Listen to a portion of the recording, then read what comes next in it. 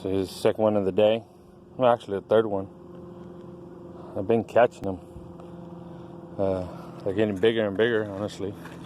I'm still using bait. I've seen a couple of these over there. So I have a couple of things hooked up over there, but they ain't biting. They're biting over here. So just let this medium-sized fish. Ooh, I gotta smell it like Lake Forga.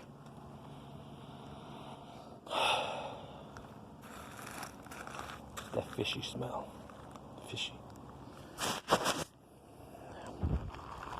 Let's put this guy back.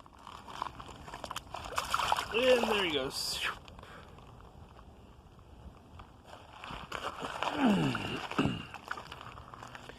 I really wish I would have got some crappie or bluegill. I kind of wanted to take them home. Yeah, I've been using this rod, the one that's been catching them lately. I have my bobber sticking out there and it's not doing anything.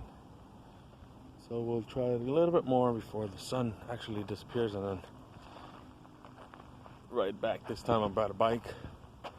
I didn't feel like walking all the way out there.